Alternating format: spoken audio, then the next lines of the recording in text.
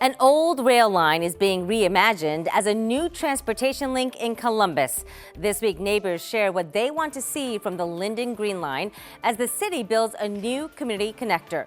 Plus, who's in charge of making sure all the building for Boomtown is safe? Do you see yourself as the gatekeeper, the last line of defense, so to speak, before these buildings actually start going up? Absolutely. We pull back the curtain and show you the folks who give Boomtown the green light before a single brick is even laid. And what's in the water? The new EPA permit could soon allow wastewater from data centers to flow into our lakes and streams. This week, the environmental concerns in our fast-growing region. Central Ohio certainly is booming. We all see it, and we all can feel it. So here's what we uncovered this week in Boomtown.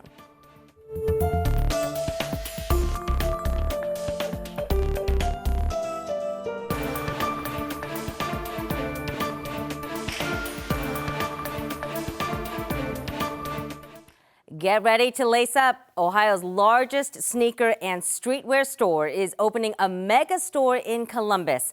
614 Sneaker holding a grand opening in the iconic Short North Arts District.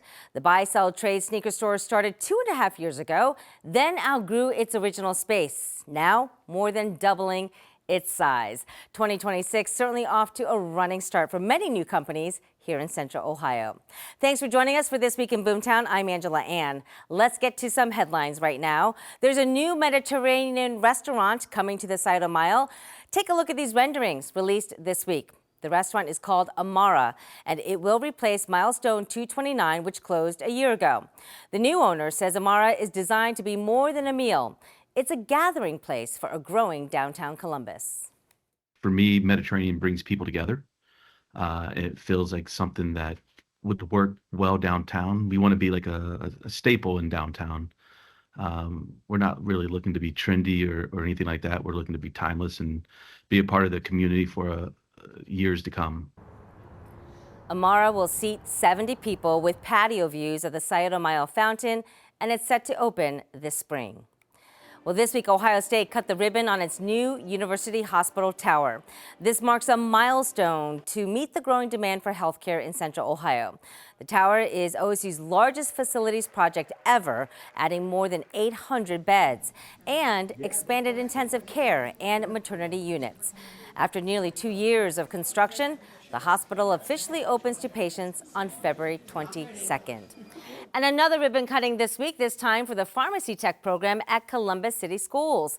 The newly renovated lab at Fort Hays Career Center will give students some hands-on training, preparing them to step straight into the workforce. This is all part of the push to connect classrooms to real careers. And another big investment made this week to help prepare the next generation of healthcare workers in Central Ohio. Columbus State will put $69,000 toward its nursing program. That money will be used to buy new medical equipment. And the goal is to give future nurses hands-on training plus real-world experience.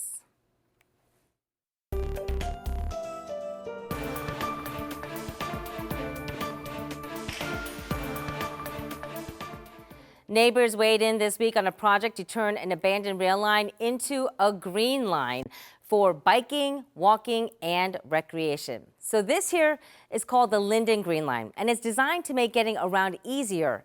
The 7 miles will connect Linden to Northland, linking this North Columbus corridor to businesses, schools, and community spaces. This week, 10 TV's Libby Cathy went to Linden to hear what neighbors say they want to see. Look around me. They're excited. People are excited. Columbus Recreation and Parks hosting its first open house on the Linden Green Line, a project officials say will transform a former rail corridor into a 58-acre, 7-mile linear park. We're connecting over 30 different communities, and so it gives us an opportunity to really look at how do we really move about through the city of Columbus other than just cars. The city has secured $27 million for construction since acquiring the land in 2023, funded by a mix of federal, regional, and local sources, according to Recreation and Parks. Director Bernita Reese says the department is now focusing on community input. Making sure that people have an opportunity to really kind of dive into what they want to see this project look like. At Tuesday's open house, poster boards asking residents questions like what stories the Green Line should tell and what amenities it should include. I would love a playground. It'll be nice to, have a trail to run on. Nature pockets, pollinator gardens, workout equipment. I'm right on the Green Line, as they call it, and hopefully I won't have to take down my privacy fence. But some residents have concerns. As far as safety, lighting, maybe fencing, and how it's going to affect our property line. So if it's not going to affect our property line, we are 100% behind this project. Just concerned about safety and lighting and that type thing. And to beautify our area, we need it. Caitlin and Justin Loring, also homeowners in Linden, say they're ready to see it move forward. When we moved in about a year and a half ago, and we were like, okay, when's this going to happen? Because we need it now. As for timing, the project is now entering its design phase. And so that design may take a little bit, but we look to start this project sometime, probably in 2027. And then once we get started in 27, we'll probably do it in phases. And we want it to be right. This is not just a short-term project. This is a long-term project that will last for many years to come. Libby, thank you. Looking forward to that. Now this week, we are getting a clearer picture of when Anduril will start producing those autonomous weapons in Pickaway County. As we told you, the first line of workers for Arsenal 1 are about to start. So things are starting to move really fast now that these first workers are back from their training in California, which is where Anduril is headquartered. There's no doubt Central Ohio is going to be a key player given the production we're about to see. Anduril's new director of external affairs tells me that the first products will come off the line this summer. And the plan is to hyper-scale the production of autonomous weapons and systems like Ghost, Barracuda, surveillance systems like Sentry Towers, plus many other AI-powered products. Now, we're telling you these names because you will hear more about them in this new year. So here's how the hiring timeline for Anduril looks right now. The first jobs, again, now in the books. Another 125 jobs are on track to be hired by July this year. Everything from engineers to ops and technicians. Anduril is also already working on buildings number 2 and 3, which I'm told are also on track. Last word was likely mid to late this year. So when Anduril first told us a year ago that they wanted to hyperscale production of America's arsenal, they really weren't kidding. And as we know, Anduril is promising 4,000 jobs over the next 10 years. And now job seekers of any kind can go to one place to find the job of their dreams. The time is now to take advantage and reach your full potential. We want you to be a part of our workforce team, and we want to make it easy. That's where Work Ohio comes in. Work Ohio connects you with an So you're listening to Lieutenant Governor Jim Tressel, who this week announced the new Work Ohio website. He says it will serve as a front door for people to navigate the job tools that really fit them the best. Now, the site will also point people in the direction of training programs aligned with their background experience and their goals.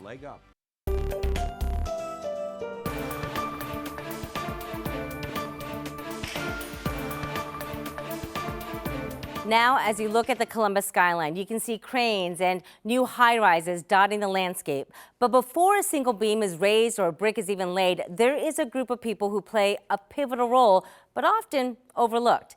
This here is a photo from the Ohio Department of Commerce, and they have a team called the Plans Examiners, professionals who are on the front line of defense when it comes to buildings booming around us. My name is David Merrick, and I'm the Chief Building Official for the state of Ohio. What do you do here? So I help administer the program that reviews drawings and inspects buildings, right? So our mandate is to protect the life, health, safety, and welfare of the public, and we do that by enforcing the building code. The building code requires that anybody who wants to build or alter or modify a building get a building permit to do that. And once construction's underway, our department also goes to the site, the job site, and we inspect the work as it progresses.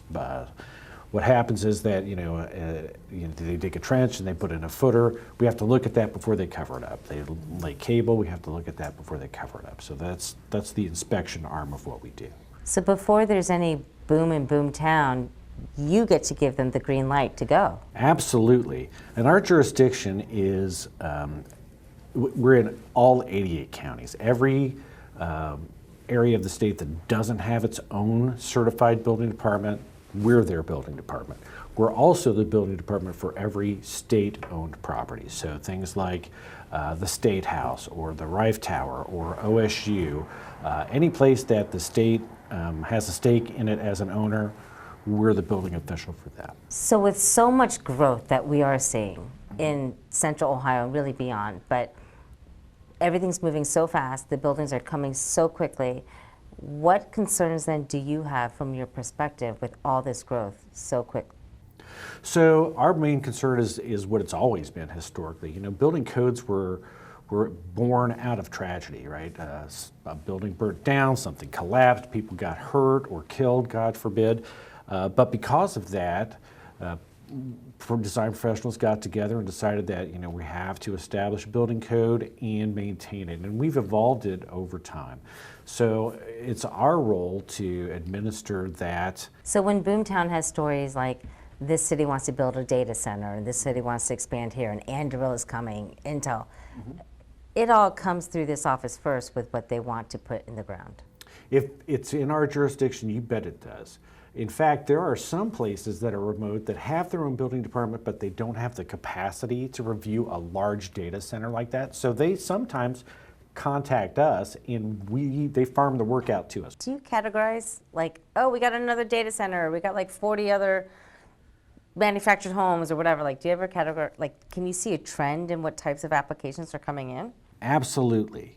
And I will tell you that the applications that we get typically are at each end of the spectrum. We either get a lot of smaller projects, mercantiles, restaurants, small things, or really big things, data centers, hospitals, churches, things that are large and complex.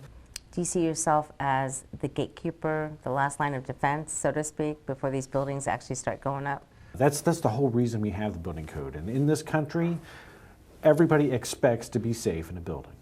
And that's our job, to make sure that people can feel safe.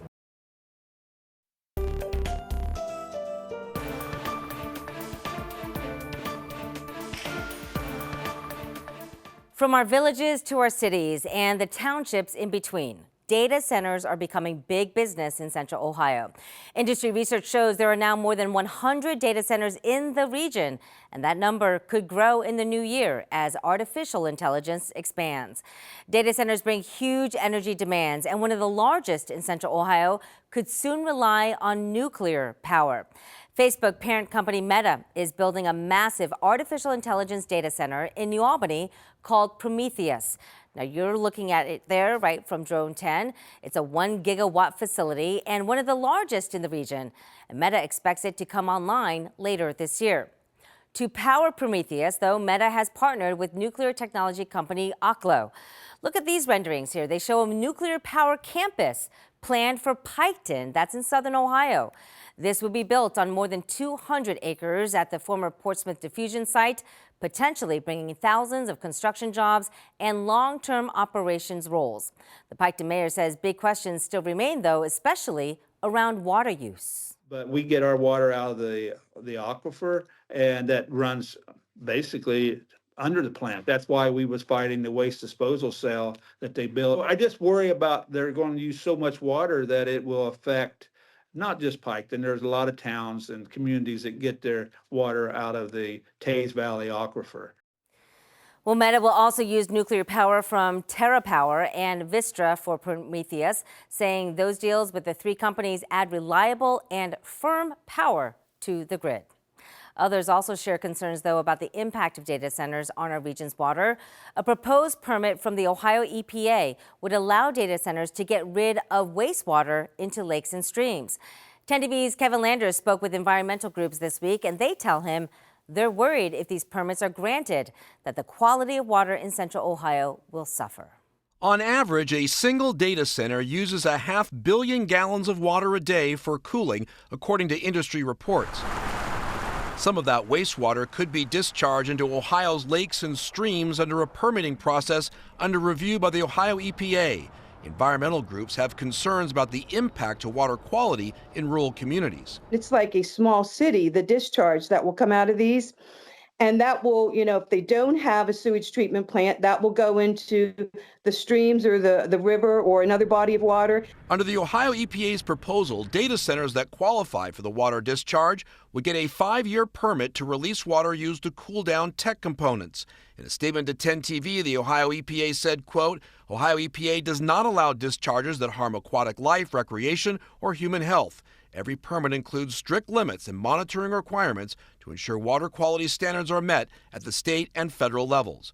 Opponents worry about the chemicals inside the discharged water, like PFAS, also called forever chemicals. Most of our rural treatment systems do not have the ability to filter this out. So if you're discharging water with those possible contaminants, it's definitely going to lower the water quality. The EPA says data centers are not expected to be a source of PFAS and have not been identified by the U.S. EPA as potential dischargers. Under a draft permit, data centers couldn't discharge water that exhibits the reasonable potential to break Ohio's minimum water quality standards. Discharges can occur in a lake other than Lake Erie or into groundwater supplies, and discharged water that doesn't meet water supply standards could not be discharged within 500 yards upstream from a public water supply intake. While the state's water protection program, known as H2O Ohio, doesn't set rules for pollutant discharges, opponents question if the state can ensure the state's water system is protected if the discharge permits are approved. I don't really think the EPA in Ohio is a good enough steward. I don't think there are enough people on staff to cover the amount of data centers and the volume that they're proposing right now. And that was Kevin Landers with that insight. We do have an update now on Microsoft's plans for its data centers in Licking County. The company says construction at those sites is scheduled to begin this year. So you're looking at a rendering of one of those sites now that we told you back in April when the company pulled back on plans for its campuses in Heath and Hebron. But in an update on its blog, Microsoft said it would be moving forward with early site preparations for these data centers.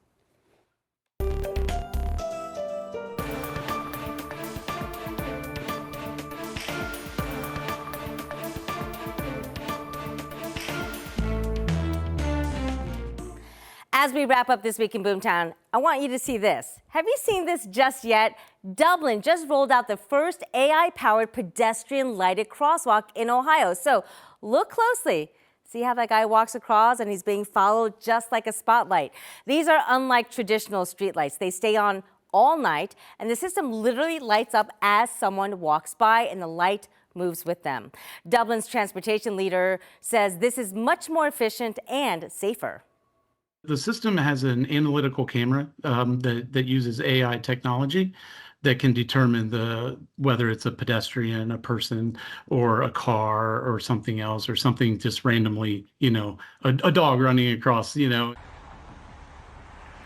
So neat, right? Well, right now this AI system is only at Brand Road near Coventry Woods Drive. The city says it picked this location based on feedback from neighbors about cars speeding in the area. AI is certainly in some ways making our world safer and smarter. Well, we want to thank you for joining us. If you do have questions related to Central Ohio's rapid growth, we'd love to hear from you. Just text us 614-460-3345. And if you're watching us on YouTube, be sure to like and subscribe. You can always drop a question right there in the comment section as well. Thanks again for watching This Week in Boomtown. I'm Angela Ann. We'll see you again next week.